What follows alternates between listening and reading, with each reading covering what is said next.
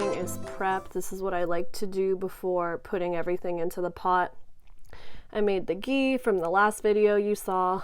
I cut all the vegetables up, and this is pitta pacifying for me. This is what I'm doing. I kind of cut everything evenly so they cook evenly, and then in a separate bowl I put the greens because they don't take as long to cook, and I also chopped up the cilantro and put all the spices. I'm using coriander, cumin, fennel, turmeric, and dill, and you'll see what I end up doing with that. But it's just so much easier to have all the stuff. And then I also have rinsed the rice and the split mung beans. I made sure the water was clear, and then I just put them in the jar so everything's consolidated. All right, so let's have the magic begin in the pot making the kitchari. Again, I prepped while I got to the stove. I have this big pot I'm gonna use it in. I got the ghee ready with a tablespoon. Got my spices, vegetables, and rice all ready to go. Start at medium heat. You're gonna first add your oil.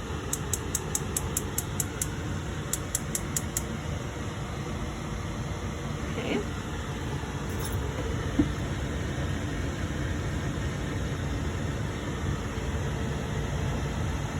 Gonna add 2 tablespoons of ghee.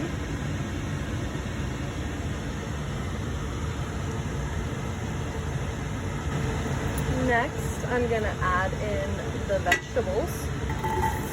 There we go. And the spices.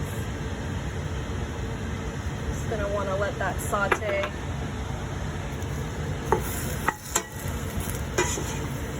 Awaken all the constituents of the herbs we use.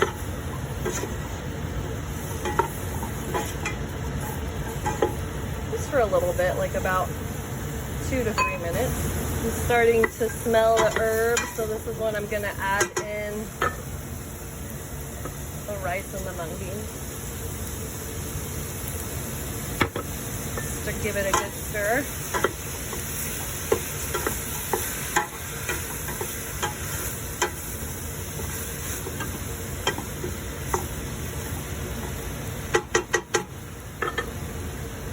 Then I'm gonna add the water.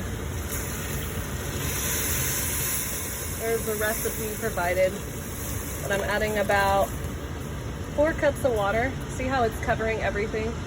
And since I'm making a pitta pacifying stew, I do want a little bit water and some thickness. And I'm just gonna cover the pot so it brings it to a boil easier. And there we go. As you can see, I left these things out only because they cook really quick, whereas the broccoli, squash, cauliflower, rice, and beans, they take a while to cook. So once they start softening, or when they're basically about done, that's when I'm gonna add in mustard greens. Occasionally you're gonna wanna stir your kitchari. Just put your energy into it, give it love, check on it, see if you need to add any water, you know, all that stuff.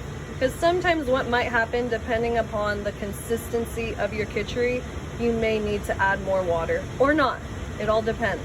Like as we went through, Vatas need a thicker consistency of their kitchari because it's more grounding, whereas pitta is right in the middle. You don't want it porridge and heavy but you don't want it very soupy and brothy like kapas. And so that's what we're actually making today, a pitta pacifying. That's why I used all the vegetables and spices for that. And one thing to note, you can use vegetable broth. You can use, so like let's say the recipe calls for 4 cups of water. 2 cups can be of vegetable broth and 2 cups can be of water. Just something to think about. It gives it extra flavor. But here it goes, it's cooking. Just send it good vibes. And we just, you know, putting that intention that our bodies can digest and assimilate the food properly, and so it can cleanse our digestive tract and make it easy on us to digest. That's the beauty of Kitchari. It's so easy to digest. But give thanks for all the beautiful food. Now that it's at a rumbling boil, you want to turn that heat down.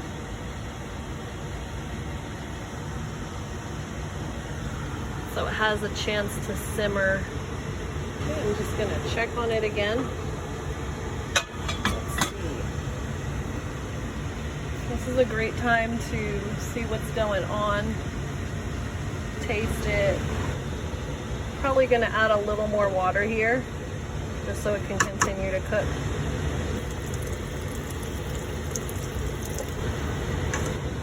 Stir it.